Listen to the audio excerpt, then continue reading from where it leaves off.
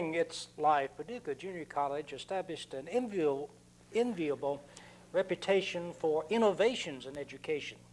Quite a number of those originated with Dr. Robert Gordon Matheson, the dean of the college.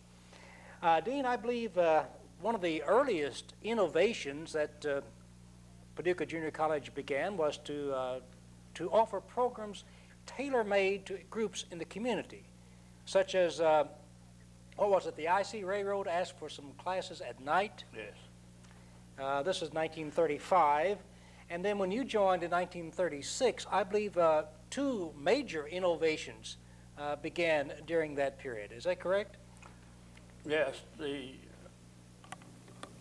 We started the Commerce Department in September.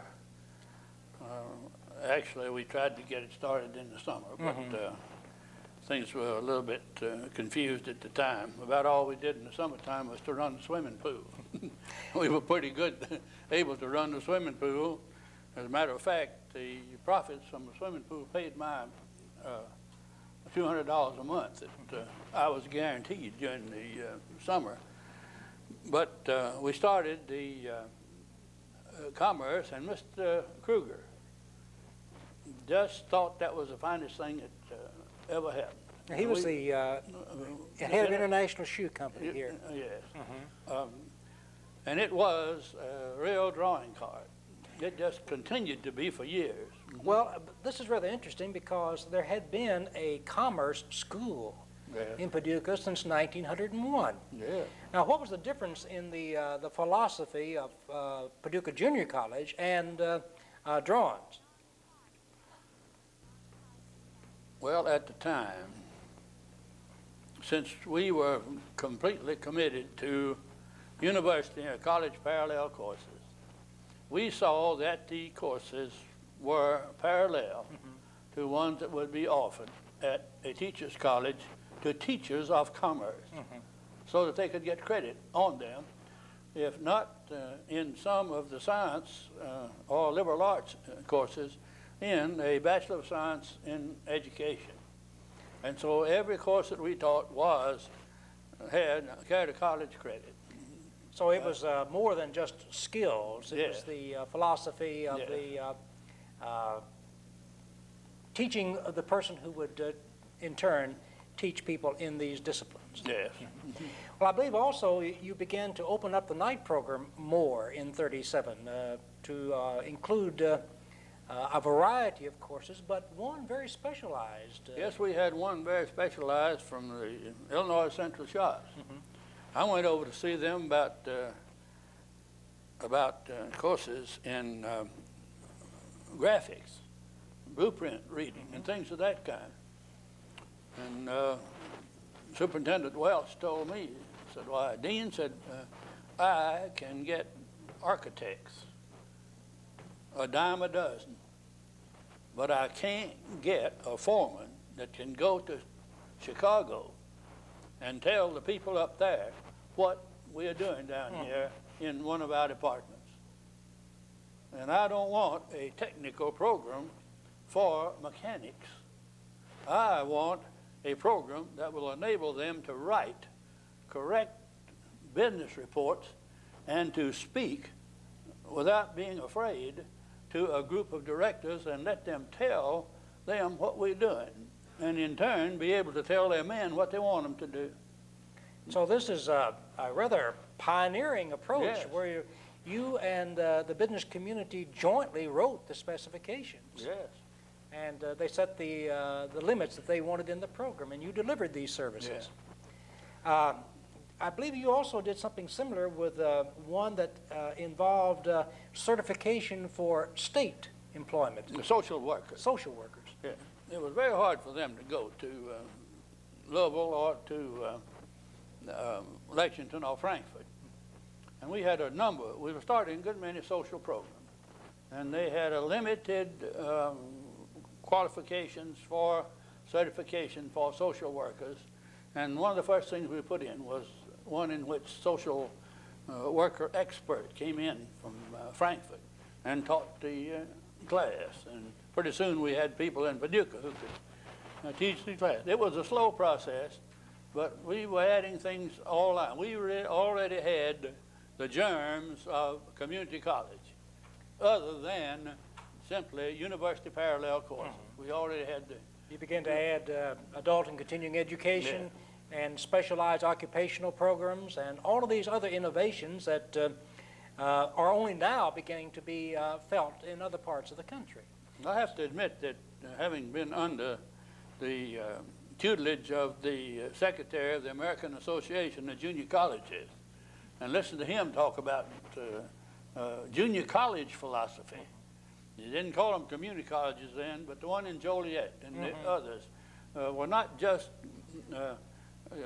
enabling a person to go to school at home. I remember Dr. Oswald told us that any time you start a community college, you're granting a $1,500 scholarship to anybody that wants to take it. It's that much cheaper for you to go at home. And Dr. Oswald at the time was the president of the University of Kentucky. That was not at the time we were talking about. No, I'm out of context. right. I'm bringing that in. But we realized that each community needed things that other communities did not. And we were very alert to any suggestions. And we initiated some of those ourselves. But we were, I think, beginning to feel what finally made the community college the biggest American contribution to education. And you were a pioneer in developing some of these programs. Yeah. Well, I noticed also that you had some pioneer experience in dealing with federal funding during the period of the Depression in 36 and 37, and the years through here. I believe from the very earliest times, the college did get some help for students through the federal government. But did that put some particular pressure on you as an administrator? Well, the National Youth Administration set up criteria whereby students of certain financial backgrounds would be given scholarships of $15 a month, for which they worked at 25 cents an hour. That was it. And each institution applied for the number of scholarships that they thought they could use, or that they hoped they'd get. You don't know how it was. Right. But we applied for 30 NYA scholarships and got 15. Only half of what you asked for. One half of what I asked for. And either out of acumen or out of good luck, one of the two, I qualified all the 30 people that I asked to be given scholarships. And then we got only 15. I divided 13 of those to two people. Two people got their $15. 13 split with somebody else. In other words, what it amounted to was that the student got his a stipend, and then he had a buddy that he gave half of it to.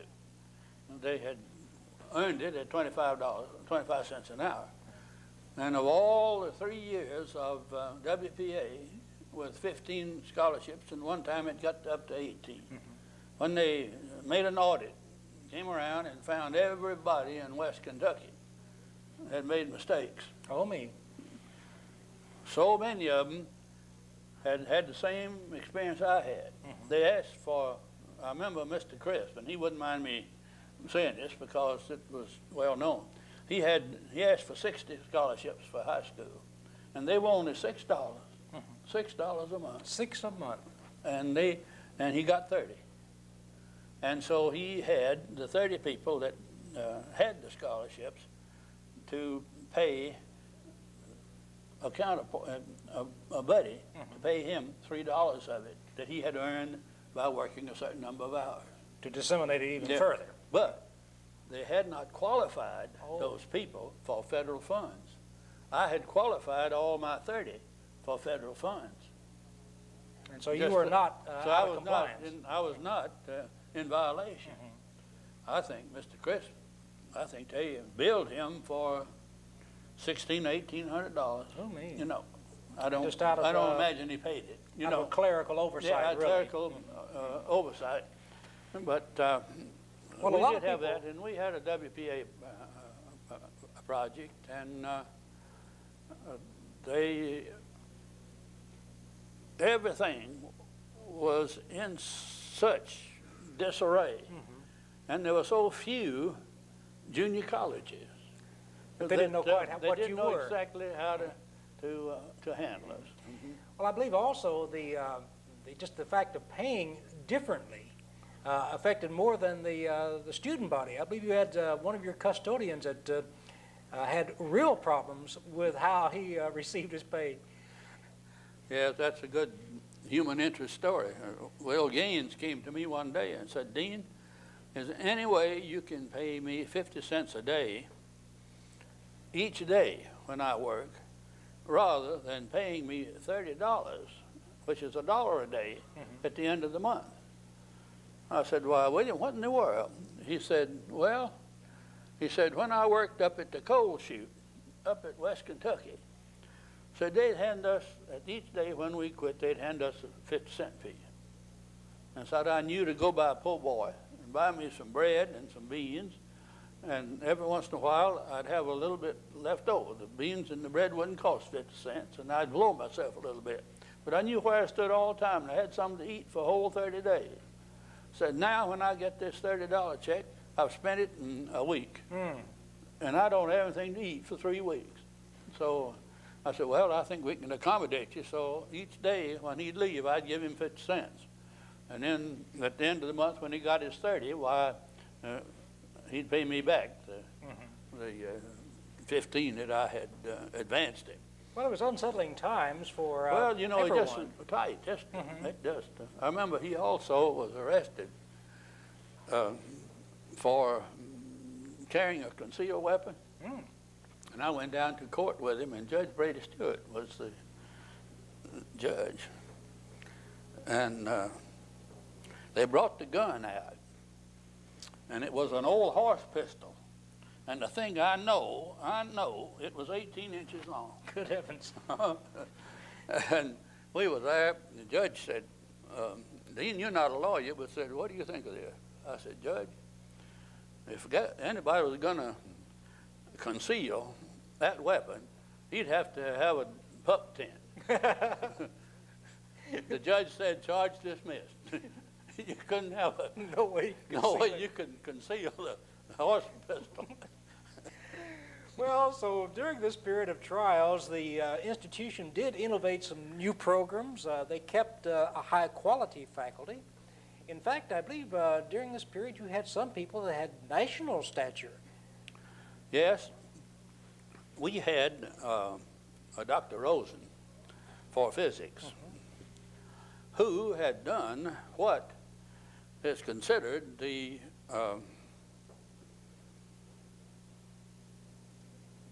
Sort of the groundwork for the...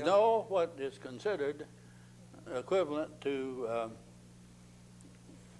what's the classic on dividing Splitting the atom? dividing a angle into into 3 parts. Into 3 parts. Yeah, I've forgotten the term that they use for it. He had done in a study on the action of gases under high temperature that they said was equivalent to Trisecting an angle. trisecting an angle. And then you had Dr. Pickens, I believe, was also... So Dr. Pickens was the one that had more national. He was an expert on the Battle of Cowpens. He Was that also, his field, a history or No, he was a biologist. a biologist? He was a preacher that had been defrocked because that he believed in organic evolution. And, And he was a biologist, and he had national recognition as a termite expert. He had national recognition as a migratory bird expert, and joined into projects with the national organization. And in addition to that, he had a standing contract with a National Scientific Foundation publication to change German treatises into 500-word monographs. Oh, condense and Condense report. them into English, and so that a person could read through it and see if it was something he wanted to go into research. He also, in addition to the Battle of Cowpens, he was an expert on Caroliniana. And by the way, when he left Paducah Junior College, he went to Presbyterian College and became the curator of the Caroliniana Library. Oh, so he was natural. well known in his field. Well known, yeah. Well, I believe you also started some rather interesting innovations that are only now beginning to be felt in higher education. The current thing is to have equal education in athletics for men and women, but I believe you actually went a little beyond that, did you not? Well, we had a real athletic program for a small school. We had the only covered indoor swimming pool west of Louisville at the time. And so it was very easy for us to get people who liked to come to play in our pool. And so we were always having swimming meets. And the University of Tennessee at Martin was a two-year college at that time, and they had a pool.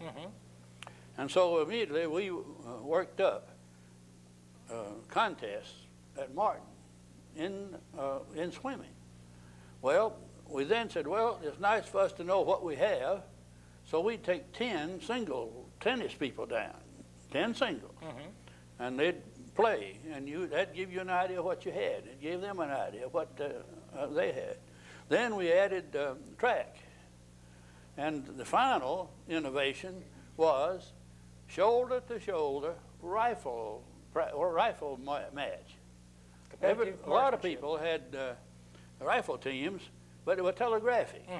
And you had somebody came from the Western Union, and they recorded what you did, and wired it into the Western Union there, and they wired up, and the wires crossed, and you found out who won. But we would go down there and have shoulder-to-shoulder matches, and we'd sit side by side and we'd shoot. And we had a 5-man team, and Edward Meadows and not Joe Glover, but Glover, were 5th and 6th. And sometime one of them would have a rough week in practice. And we went strictly by what they had done in practice the week prior to going to the match. And when both of them would have a tough time, we had a girl named Edwards, I think Marguerite Edwards from Reedland, who would shoot on the boys' team. Competitive intercollegiate athletics. Yeah. Well, so the college was off and running and doing very well, and then in '37, you started new programs, but you also had some other problems that came in that were a bit unexpected. Yes. The flood of '37 is perhaps the most devastating thing to hit the city of Paducah. Yes. Eventually it winds up with 20-some-odd thousand refugees leaving it. Why, Dean, did the whole community, why were they caught so by surprise?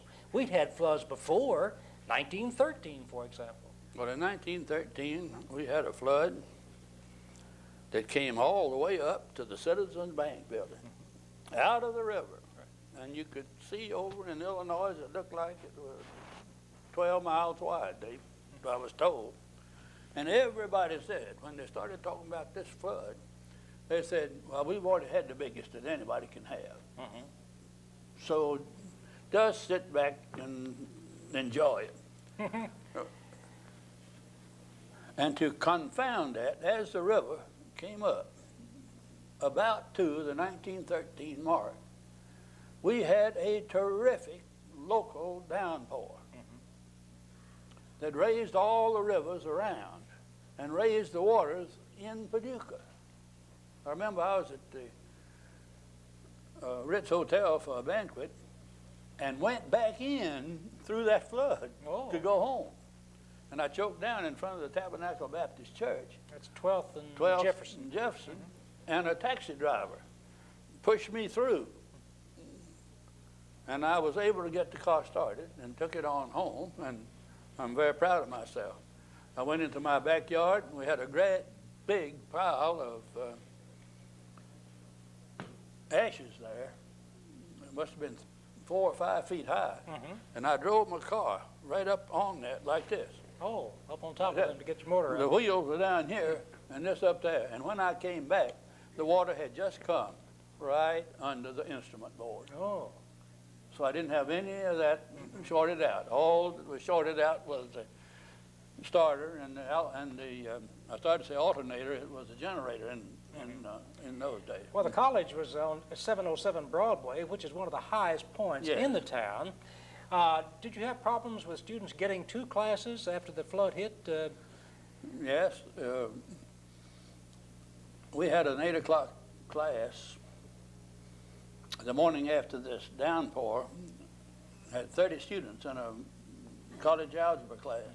Only 6 of them made it. 6 made it in. 6 made it in. And we had no more classes. That was the last one. Yeah. Well, knowing you, I'm sure that you didn't compromise your standards. How did you accommodate those who were, I think, at the point of final exams, were they not? Yes, it was real tragic situation. We didn't get back in. We finally got permit to, it was all kind of regulation. You could not spend the night. No. You know, I went away for 5 weeks. When I came back, I could not spend the night, but I did. I had coke in my home, and I'd put coke in the fireplace, and then I'd build up bricks around the fire so it wouldn't show any light. And I put my generators and my distributors and my starters, I put them all in there and let them dry out from that coke fire. So you actually ran an illegal fire for a while. Yeah, there. you can't, and it was very wrong of me to do it because they had no fire protection. And if you had a fire, and you could have a fire, and if you didn't, well, you probably couldn't. But I did it, and Well, that helped dry out your furnaces so they wouldn't explode. Some of them, I believe, did after they came back yes, in. we knew what happened to Columbia Amusement. And so ours, we built a little fire, just a little tiny thing in there, and let it smolder for days and days till it dried out. All the caulking around, and we had no, when we turned ours on, it was all right. When they got steam in the one down at Columbia Amusement, the thing just collapsed. Well, I believe also at the time that the flood really hit, the college actually became a refugee center for a period of time, did it not? Yes. You see, 7th Street is it's almost a levee. The river slopes up. You can't see it. It's so gradual, except if you stand at 7th and look down there at water, you can see how high it is. And it's a natural levee. And I could walk to the college, and one morning when I got there, it was full of refugees. It was a high spot, and they'd come to the high spot. We still had lights, by the way. See, we had no underground cable then, and the feed line coming in from Kentucky Utilities. Was high too. And so we had lights for a long time, and these people had moved in. I even had a pump down. The water was up in the yard, but we had the basement still dry. Water was had a good pump down there that was dumping it out. But I could see that wasn't going to last. As a matter of fact, while I was there, I saw some water coming across the top of the great bed, you know, and so I knew that I'd walk there. So I told him, I said, I'm going to pull the fire, and I might as well cut off the pump. It's not a bit of use to try to keep it dry. So you go down there and get all the coal you want. And use for fireplaces. Use it for, and we had a mock fireplace that they used anyway, and then we had a good fireplace that really was a lifesaver. But did you suffer any structural damage from the flood? No, but we stuck indirectly. The refugees went up on the 3rd floor, and turned on the water. And the last time they went up and turned on the water didn't come. So they didn't turn it back off. Oh. And so when I went over, it was turned on, imagine it. They turned the water on the city at 12 o'clock Sunday night. And no one was there to check. And I don't know how many people in Kentucky, in Paducah, had the same problem I did. But Monday morning when I got over there, why, the water was running down the sides, was running out the front door. Oh. And later on, plaster fell, and walls buckled, and floors buckled. We had 10 times as much damage from water that was human error as we did from the ravages of the providential flood. Well, the beginning of the Second World War actually served temporarily as a stimulus for the college, did it not? Yes. It initiated some programs for training people. You were fortunate having the swimming pool that helped you get some. We got a Navy program that was a prize. I don't know how many there were, but I know that our Navy program was a prize because we had an indoor pool. And I was qualified because I was qualified as an instructor in calisthenics in World War I. And so I was qualified to teach the course, and I taught the swimming, and I taught the calisthenics and obstacle courses and all sorts of contact games. Each one of the services required a 1 hour a day, 5 days a week. In PE.